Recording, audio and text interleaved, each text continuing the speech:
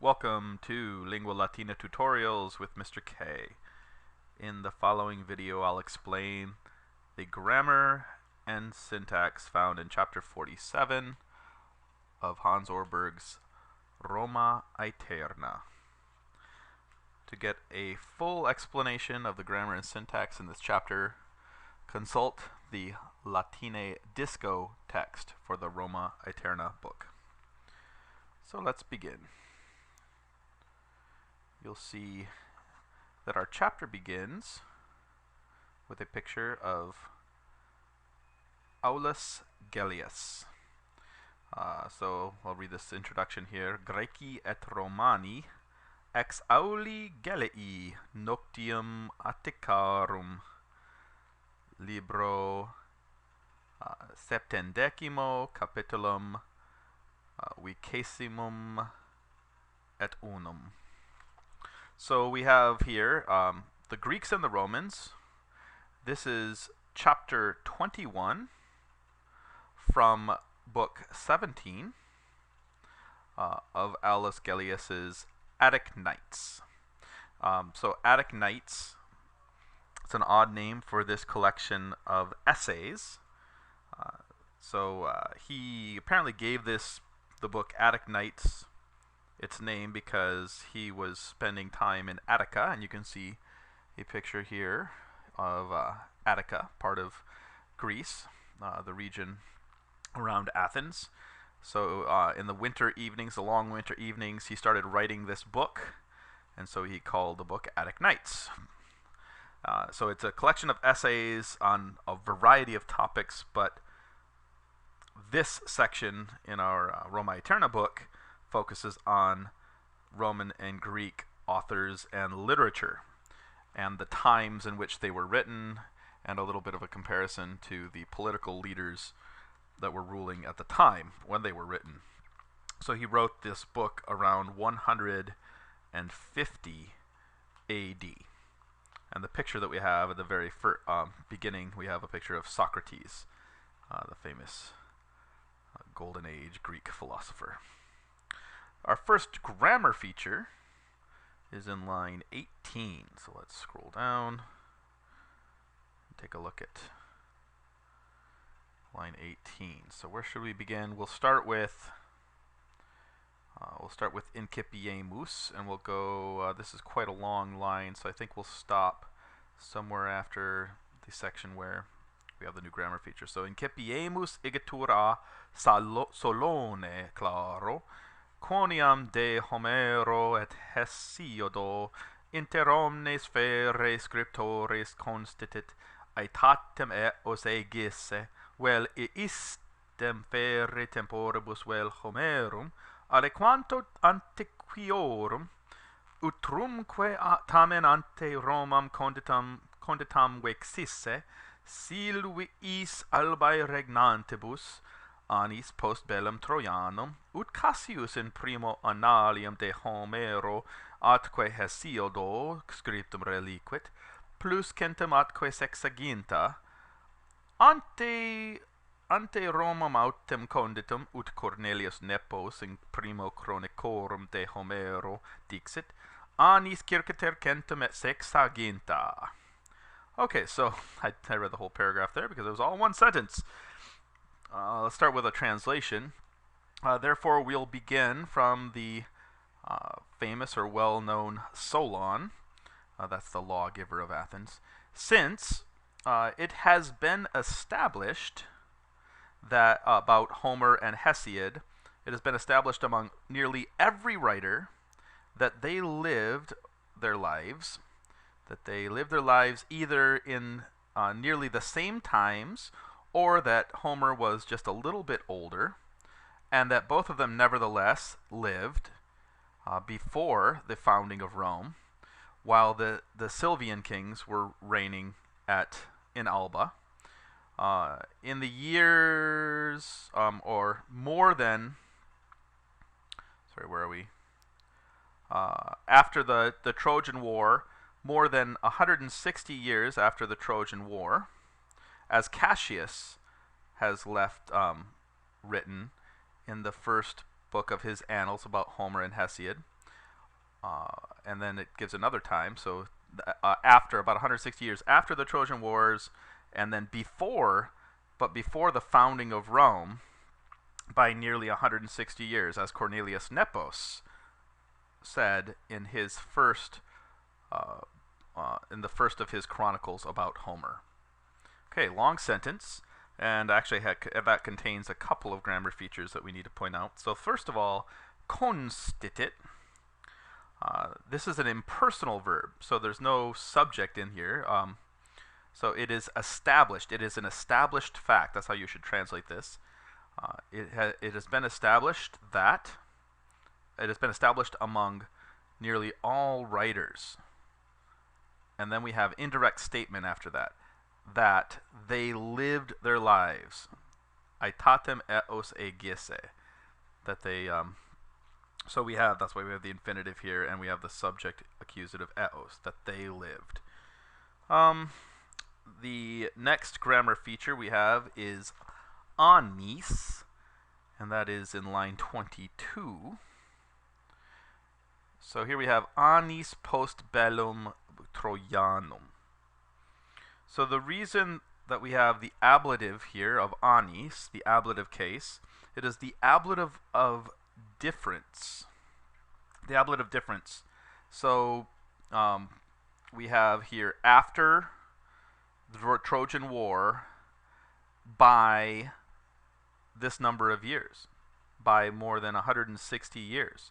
So the anis here, ablative of degree of difference with the adverbial form of post. And we also have, in line 23, ante, moreover, before the founding of Rome, and then by what degree before? By nearly 160 years. In line 23, we have another feature, and that is scriptum reliquit. In this chapter, you have a lot of examples of a way of saying wrote. He wrote. So here we have scriptum reliquit, for he left written. A simpler way of writing that would just be to say scripsit, he wrote. But you'll see, for variety's sake, many different versions of he left behind, he handed over to our memory, he passed down. We have many idiomatic ways of saying the same thing, that he wrote. Okay, the next new feature is in line 42. And here we have, we're going to go with memoriae traditum. So we need to go back a little bit so that we can see the beginning of that line and translate it. Here we have ducentesimo dende et sexagesimo anno post Romam conditam aut non longe amplius victos esse ab Atheniensibus persas memoriae traditum est pugnam illam inclutam Maratoniam Miltiade Duce. We'll stop there and translate it and then look at the grammar feature. So we have then in the 260th year after the founding of Rome, or not much longer than that, it has been handed down to our memory that the Persians were conquered by the Athenians. It was handed down, that famous battle of Marathon, while Miltiades was the leader, or in which Miltiades was the leader. So here we have another form of he wrote, or it has been passed on. It has been handed down to our memory, or it has been handed on for our recollection. And here we see the memoriae traditura means the same as relinquere scriptum, to hand down something that has been written. Another way to write this would be to say constitit, it is established that this happened, or scribitur, it is written that this happened. The next new feature is actually at the end of this line. So we have qui post eam victoriam damnatus a populo Atheniensi in vinculis publicis mortem obiit. So this is referring back to Miltiades. He, after that victory, he was condemned, damnatus, or condemned, not he was condemned, there's no S here, condemned by the Athenian people. He met his death in public chains. So here we have an idiom for mori, to die. Here the idiom is mortem obiit, to meet death. Mortem obiit.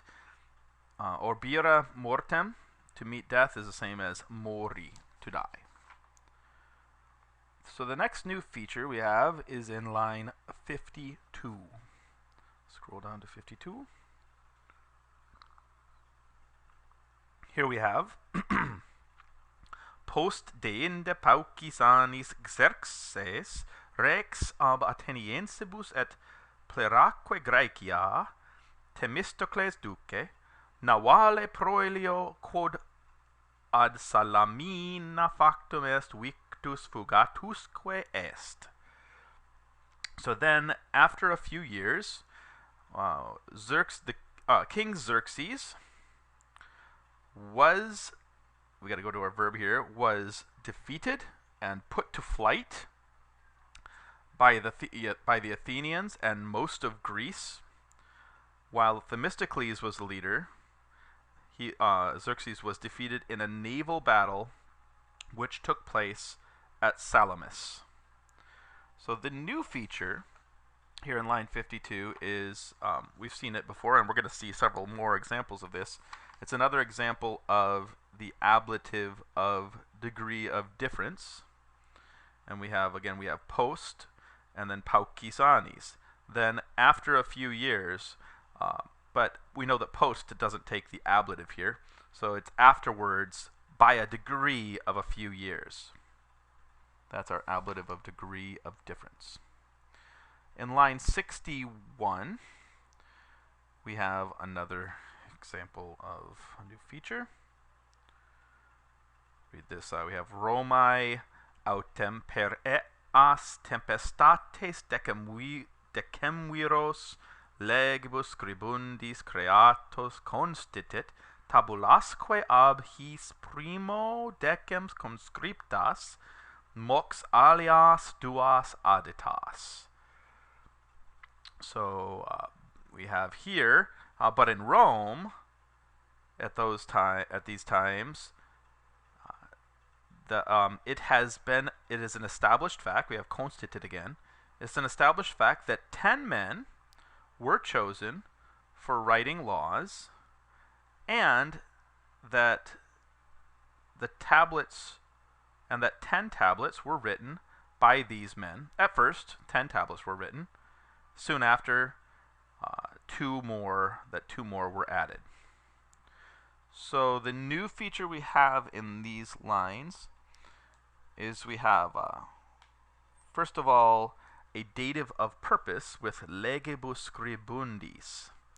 So but at Rome, it has been established that, now we have indirect statement, that 10 men, decemviros, that's our subject, creatos, I know we need esse with that, 10 men were chosen, creatos esse,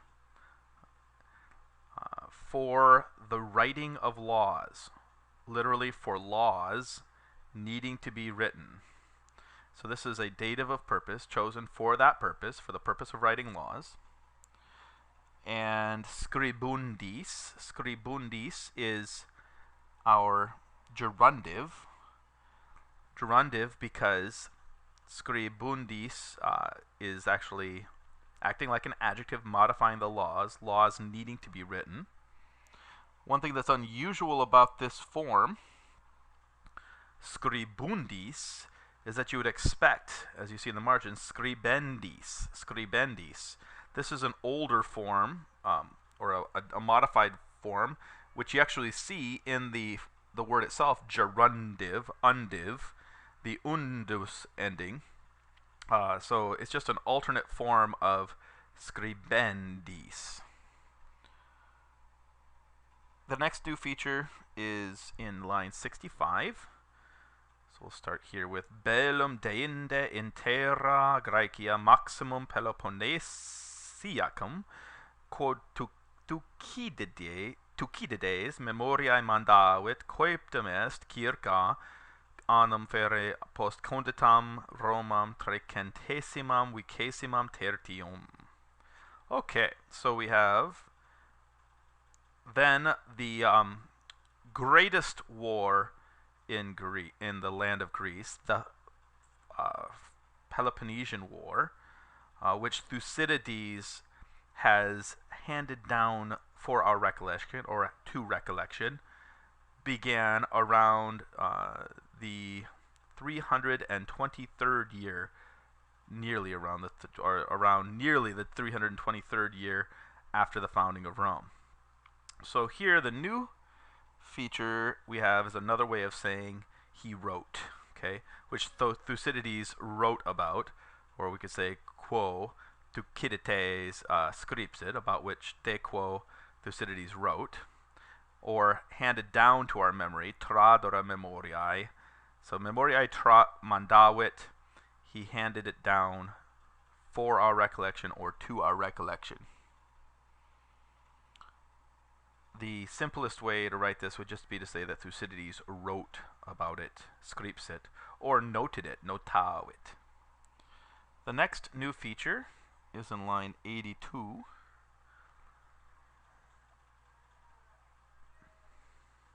So here we have, in line 82, the word capitis, lines 81 and 82. So we'll start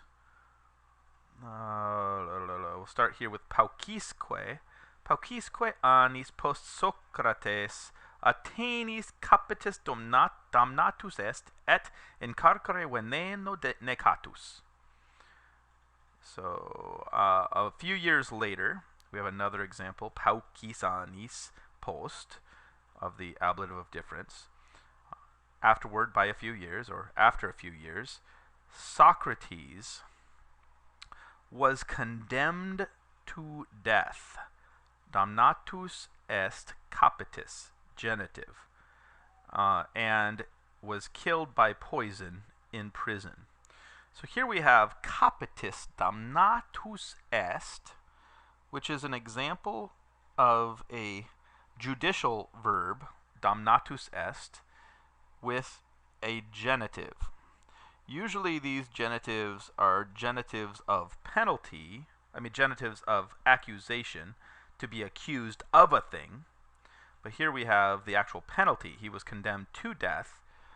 You could translate this was convicted of, or was found guilty of a capital crime, was found guilty of a capital offense. And you'll see that several verbs, judicial verbs like this, like accusare, to accuse, is to accuse of, so you have the genitive with it, accusare plus the genitive. You also have condemnare, to convict someone of something, condemnare plus the genitive. You also have, as we see here, damnare, to find guilty of something, will be damnare plus the genitive. And then the opposite of that, absolvere, to find innocent of something, takes the genitive, absolvere plus the genitive. Let's look at line 84. And here we have, we'll start with ac post, non longo tempore bellum senonicum fuit, cum Galli Romam praeter Capitolium ceperunt. So, and not long after that time, a war with the Senones, there was a war with the Senones, or the Senonian War, when the Gauls seized Rome, all except for the Capitoline, the Capitolium. So at this time, on the year 390, you see in the margin, in the year 390, a Gallic tribe called the Senones came down and seized Rome, sacked Rome, They were not able to seize the citadel, the fortress up on the Capitoline Hill, the Capitolium here. And so this, that's what this line is about. The new grammar feature that you see is longo tempore. And we have another example of an ablative of degree of difference. So, and afterwards, by not a long time, literally, the Senonian War. There was a war with the Senones. Okay, let's look at line 87. Here we have neque multo postea eudoxus astrologus in terra Graecia nobilitatus est. Lacedaemoniique ab Atheniensibus apud Corinthum superati duce Formione. So, and not much later, Eudoxus, the astronomer, was made famous in the land of Greece, and the Lacedaemonians were conquered by the Athenians at Corinth, while Phormio was the Athenian leader. So we'll stop there, and the new feature here is another example of the ablative of degree of difference. Multo postea, neque multo postea, and not much later, is how I translated it, but it's literally, and not afterwards by much of a degree of time. The next new feature is in line 98. And we have aliquot dende anis post bellum senonicum Thebani Lacedaemonios tuque Epaminonda apud Luctra superaverunt ac brevi post tempore in urbe Roma lege lecini stolonis consules creari etc. I'm going to stop there because the feature here that I want to point out is the beginning. Then, after some number of years, the war with the Senones, after the, or some years after the war with the Senones, the Thebans conquered the Lacedaemonians at Leuctra with Epaminondas as their leader. So we have... and it was the Thebans who had Epaminondas as their leader. So we see here the again ablative degree of difference with anis. Then after the Senonian War, by some number of years, aliquot anis. The next new feature is in line 114, and it's another idiom for die. The Romans had many idioms for the verb mori, to die. So we'll see one here in line 114. So we have pleraque parte orientali sub acta, cum annos undecim regna visset, obiit mortis diem. So this is talking about Alexander, because he had crossed over to subdue the Persians and crossed over into Asia and into the east to subdue the Persians. And here it says, and with the most part of the east subdued, when after he had ruled for 11 years, Alexander met the day of his death. Obiit mortis diem. So a simpler way of saying met the day of his death, or obira diem mortis, would be to simply say mori. And here it would be mortuus est. He died. Mortuus est. In line 116, we have another idiom for he died. So we'll start with, we'll do from neque to functisunt. Neque ita longe post Aristoteles, Philosophus et post Alquanto Demosthenes vita functisunt. And so, not long afterwards, the philosopher Aristotle, and a little bit after that, Demosthenes, finished their lives. So here we have functisunt, they finished, and vita, the ablative, with fungi. So we see that fungi or vita fungi, to finish your life, is another way of saying mori, to die. And why do we have the ablative here, vita? And we have it because we know that fungi is one of the puffy verbs. Puffy verbs are the verbs like potior and utor and fungor and weskor that all take an ablative object. So what would seem to be what we would expect to be an accusative direct object, we get an ablative instead. Okay, so the next new feature we have in line 132. Let's go to 132. And here we have anno dende post Romam conditam quadringente. Oh, I'm reading the wrong one. We need to go up to, we're going to do libras here. So, starting with causam. Causamque isti notae scripts subscripserunt, quod eum comperissent argenti facti caenae gratia decem pondo libras habere. So the subject here is that it's the censors, and so the censors wrote down. They wrote down the reason for that note, and the note here, the notai, is the note that they made in the record books to show why they had kicked out a senator. The senator here was who did they kick out here?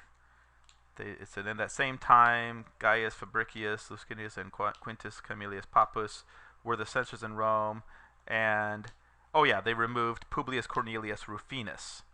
So here it says that the censors subscribed to that note, so literally wrote underneath their note of why, to explain why they kicked out the senator, they wrote down, and then we have indirect speech. They wrote down that because they had found out, comperissent, that he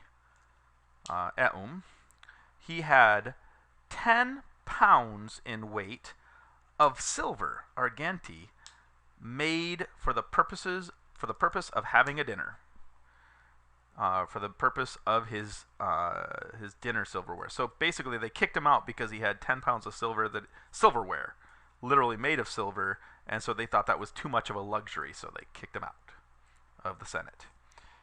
The new grammar feature here is you see that we have libras, that he had decem libras, 10 pounds. Now a Roman pound was a 12-ounce pound, and we already have seen libra before as a word that means scales, like you see in the zodiac, Libra, the sign of the zodiac, which means scales, but it also, by extension, means a pound. Not the thing that measures the pound, but the actual pound. And we have the ablative pondo of description, the ablative meaning 10 pounds in weight. So the best way to translate this would be because they had found out that he had 10 decem libras, pounds, in weight, but you can get rid of the pondo here when you translate and just say decem libras, 10 pounds. Often, the libras is removed, and you just have decem pondo, 10 of something in weight, but the understood pounds. So you had decem pondo, 10 pounds in weight.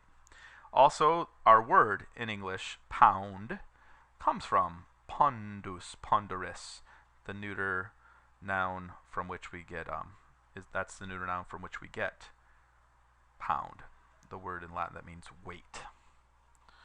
Okay, now let's take a look at line 139.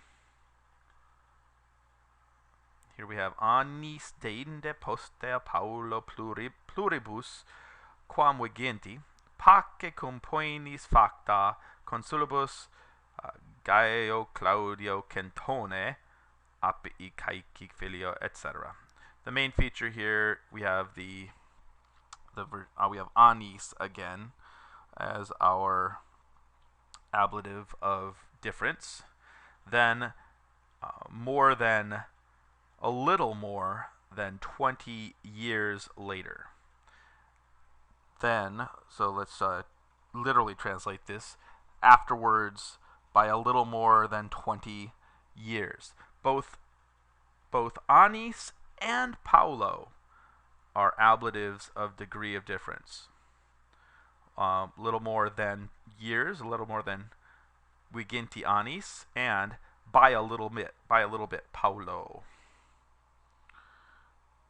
The next new feature is in line 155.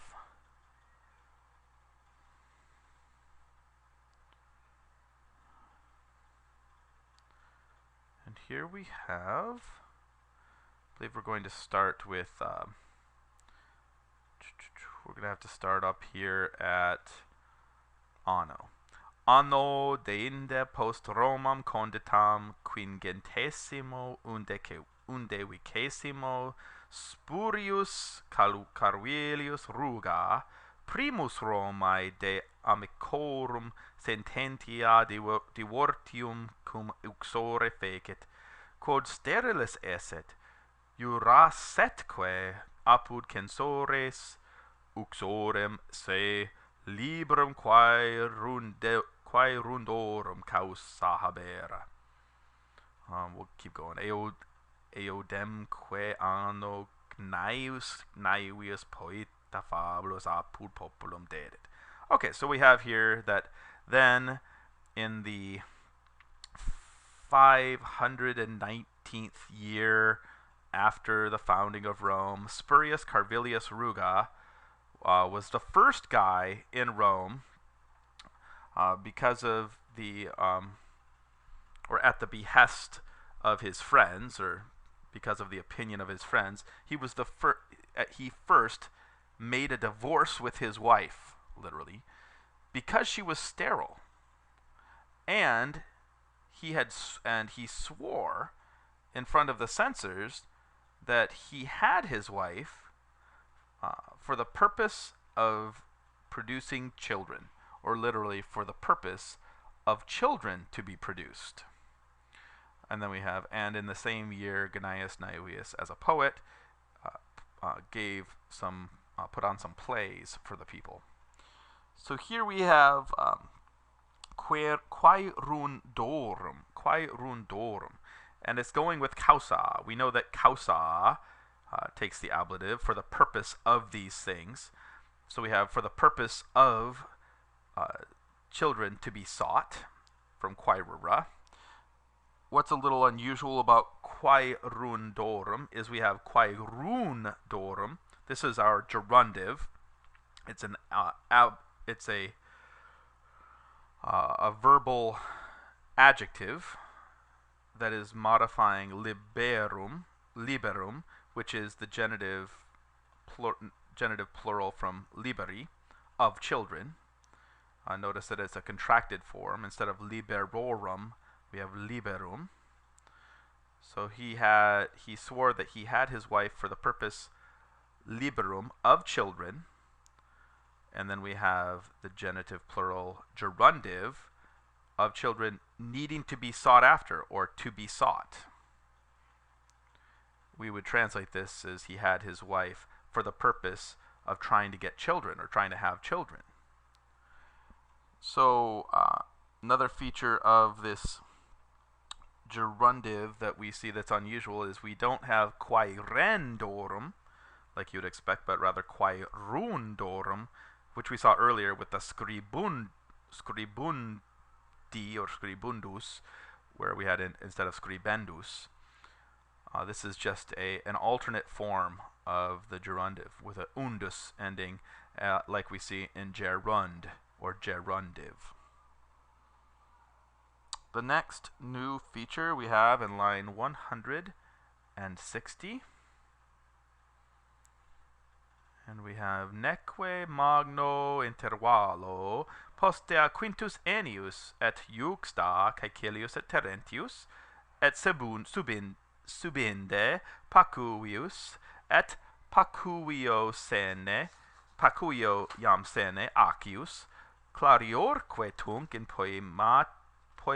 poematis eorum obtractandis Lucilius fuit. Okay, so we have that, and a little bit later, a little bit afterwards, literally, and not afterwards by much of an interval, or by much of a space. Let's just translate that, and not much later. Quintus Ennius, and next Caecilius and Terentius, and then Pacuvius, and when Pacuvius became old, Accius, and then there was Lucilius, rather famous in the insulting of them in his poems.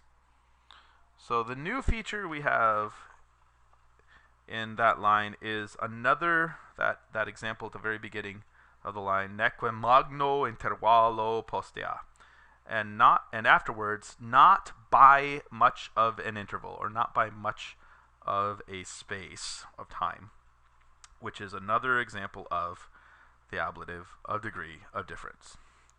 Then we have in line 164, said progressi longius sumus, but we have gone too far, longius. Longius is our comparative from longus aum, and here longius, rather far, is we're going to translate as too far, the same as nimis longae, but we have, it's just another translation of longer is too long or rather long. So we have progressed too far. Why does he say we've progressed too far? Because he's moved beyond the Second Punic War, which is where he said he was going to stop talking about the literature of the Romans and the Greeks. Line 171 has our penultimate grammar example. Line 171 here, in antiquis annalibus memoria super libris Sibyllinis haec prodita est. So a literal translation here, in ancient times, a recollection, a memoria, has been handed down. This a recollection, haec memoria, has been handed down about the Sibylline books. So this is just another way of saying that it has been recorded, or there is a story that this has happened. So memoria prodita est, same as memoria tradita est. So this, in the margin, fabula antiqua, this ancient story has been handed down. In line 203, we have our last new feature. And so let's start with nusquam igitur, right here. Nusquam igitur scriptum invenira est, apud idoneus quidem scriptores, aut mehercle feminam dicere, aut mecastor virum. So the new feature here is invenira est. Nusquam means in no place, nullo in loco, in no place. Therefore, in no place is it to find written. I'm trying to say it very literally here. Is it to find written? This is an awkward English way of saying it is possible. So it is possible to find nowhere. Therefore, we're able to find nowhere that it is written. And the more common way of saying that would be, as you see in the margin, inveniri potest. It is possible to be found nowhere. It is possible to be found. Okay, that is the last new feature in this chapter. After this Pensvm D video, you should be ready to go and take your chapter test. Bene ovale, te cura, incura ut valeas. See you in chapter 48.